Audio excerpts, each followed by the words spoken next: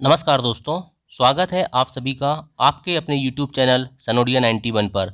दोस्तों, आज के इस वीडियो में हम पढ़ने वाले हैं सामान्य ज्ञान यानी कि जनरल नॉलेज जीके के अति महत्वपूर्ण 20 प्रश्न जो लेटेस्ट एग्जाम में पूछे गए क्वेश्चन हैं। तो दोस्तों, अगर आप आरपीएफ, कांस्टेबल और एसआई की तैयारी कर रहे हैं तो उसके लिए दोस्तों ये क्वेश्चन अति महत्वपूर्ण है। ठीक है, तो चलिए दोस्तों शुरुआत करते हैं क्वेश्चन नंबर 1 से। क्वेश्चन नंबर 1 है, निम्न में से कौन सा पड़ोसी देश भारत के साथ भूमि सीमा साझा नहीं करता है। मतलब दोस्तों क्वेश्चन पूछ रहा है कि भारत के साथ किस देश की सीमा जो है नहीं लगती है। ठीक है, म्यांमार के साथ लगती है, नेपाल के साथ लगती है, भूटान के साथ भी लगती है, तो मालदीव के साथ नहीं लगती। इसलिए इस क्वेश्चन का राइट आंसर क्या हो जाएगा, मालदीव हो जाएगा। ऑप्शन नंबर डी, मालदीव की सीमा दोस्तों याद रखना भारत के साथ नहीं लगती है। टोटल कितने देश है जिसकी सीमा भारत के साथ लगती है, तो टोटल 7 देश हैं। 7 देश कौन कौन से हैं, एक हो गया आपका पाकिस्तान, दूसरा हो गया अफगानिस्तान, तीसरा नेपाल, चौथा भूटान, पांचवा म्यांमार, छठवां आपका श्रीलंका और सातवां आपका बांग्लादेश। इस प्रकार से 7 देशों की सीमा दोस्तों भारत के साथ लगती है। इस प्रकार से आपको दोस्तों एक्स्ट्रा कॉन्सेप्ट के साथ भी पढ़ाई करना है। नेक्स्ट क्वेश्चन देखते हैं, टोक्यो किस देश की राजधानी है। टोक्यो किस देश की राजधानी है, तो ये तो बचपन से पढ़ते हुए आ रहे हो आप सवाल। टोक्यो दोस्तों मतलब क्या कहते हैं, आपसे कोई पूछता है कि जापान की राजधानी क्या है, तो बीच में मत टोक्यो। ठीक है, तो जापान की राजधानी है क्या, टोक्यो। चलिए नेक्स्ट क्वेश्चन देखते हैं भाई साहब, थंगका किस राज्य की सबसे लोकप्रिय कला शैली है। थंगका, ठीक है, ये देखिए दोस्तों, थंगका किस राज्य की सबसे लोकप्रिय कला शैली है। यूपी पुलिस कांस्टेबल में पूछा गया लेटेस्ट सवाल। तो इसका सही उत्तर था सिक्किम। याद रखना, थंगका जो है दोस्तों सिक्किम राज्य की सबसे लोकप्रिय कला शैली है। दोस्तों लास्ट में कमेंट करके जरूर बताना कि आपके कितने क्वेश्चन सही होते हैं। अगला सवाल है, निम्न में से किसने संविधान के प्रत्येक पृष्ठ के किनारों को डिजाइन किया था और इसे कलाकृतियों से सजाया था।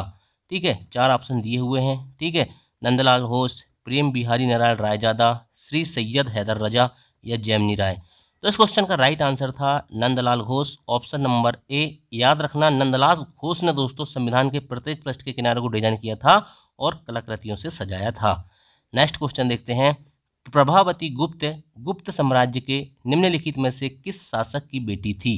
कुमारगुप्त की, समुद्रगुप्त की, चंद्रगुप्त द्वितीय की या स्कंदगुप्त की। तो प्रभावती गुप्त दोस्तों याद रखना ये चंद्रगुप्त द्वितीय की पुत्री थी। किसकी पुत्री थी, चंद्रगुप्त द्वितीय की पुत्री थी। और कौन से वंश से संबंधित थी, तो याद रखना दोस्तों वाकाटक वंश से संबंधित थी। कौन से वंश से, वाकाटक वंश से संबंधित थी प्रभावती गुप्त। अगला सवाल है, दक्षिण भारत की सबसे ऊंची चोटी अनाईमुदी किस पर्वत श्रृंखला में स्थित है। तो याद रखना दोस्तों दक्षिण भारत की सबसे ऊंची चोटी अनाईमुदी है। ये आपकी नीलगिरी श्रृंखला में स्थित है। ठीक है, नीलगिरी श्रृंखला इसका सही उत्तर होगा।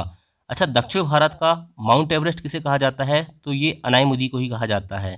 अच्छा, दक्षिण भारत की दूसरी सबसे ऊंची चोटी कौन सी है, तो दोदा बेट्टा है। ठीक है, ये सब चीज़ें आपको याद रखना है। अगला सवाल है, अंतर्राष्ट्रीय श्रमिक दिवस कब मनाया जाता है।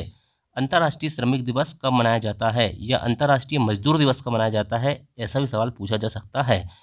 तो इसका सही उत्तर था 1 मई। ठीक है, 1 मई को दोस्तों याद रखना अंतर्राष्ट्रीय श्रमिक दिवस मनाया जाता है। नेक्स्ट क्वेश्चन देखते हैं, प्राचीन जैन और बौद्ध ग्रंथों के अनुसार कितने महाजनपद थे। दोस्तों आपने एक ग्रंथ है, जैन ग्रंथ अंगुत्तर निकाय। ठीक है, तो उसमें मिलता है वर्णन कि जो प्राचीन जैन ग्रंथ और बौद्ध ग्रंथ है उनके अनुसार मिलता है कि प्राचीन समय में कितने महाजनपद थे, 16 महाजनपद थे। ठीक है, चलिए अगला सवाल देखते हैं। अगला सवाल देखते हैं दोस्तों, सवाल नंबर 9, भारत का सबसे बड़ा कंटेनर बंदरगाह कौन सा है। तो भारत का सबसे बड़ा कंटेनर बंदरगाह दोस्तों जवाहरलाल नेहरू बंदरगाह है।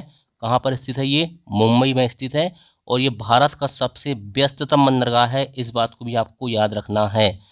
अगला सवाल, 2016 में की गई नोटबंदी में किस मूल्य की मुद्रा को चलन से बाहर कर दिया गया था। मतलब कौन कौन से रुपए की नोट बंद कर दी गई थी। तो आपको पता होगा 1000 रुपये की और 500 रुपये की जो नोट थी ये बंद कर दी गई थी और 500 रुपये के नए नोट आए थे और 2000 रुपये की नई नोट आई थी। इस चीज़ को भी आपको याद रखना है। नेक्स्ट क्वेश्चन देखते हैं, चंद्रयान 3 के लैंडर का नाम क्या था। तो चंद्रयान 3 के जो लैंडर का नाम था दोस्तों उसका नाम था विक्रम। विक्रम साराभाई का नाम आपने सुना होगा, जिन्हें अंतरिक्ष कार्यक्रम का पिता कहा जाता है दोस्तों। उन्हीं के नाम पर इसका नाम क्या रखा गया था, विक्रम रखा गया था चंद्रयान 3 के लैंडर का नाम। अगला सवाल है, राष्ट्रीय विषाणु विज्ञान संस्थान कहाँ पर स्थित है।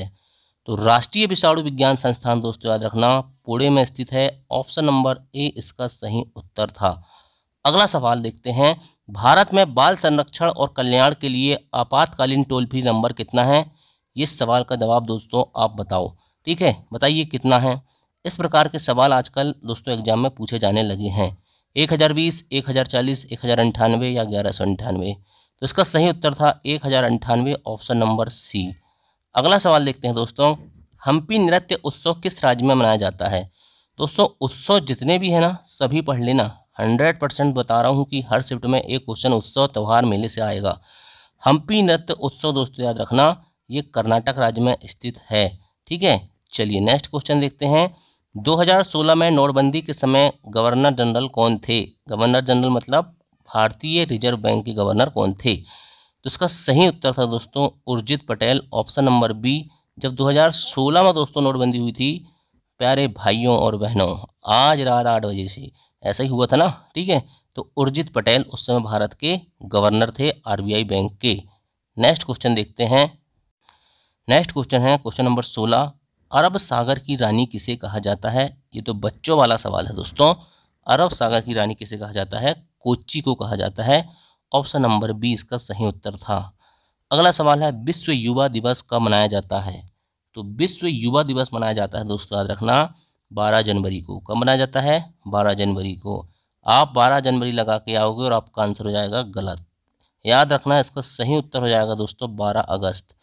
विश्व युवा दिवस, विश्व की बात हो रही है, जब भी विश्व की बात होगी तो अगस्त में आएगा, और जब भी दोस्तों राष्ट्रीय युवा दिवस की बात होगी तो 12 जनवरी को आएगा।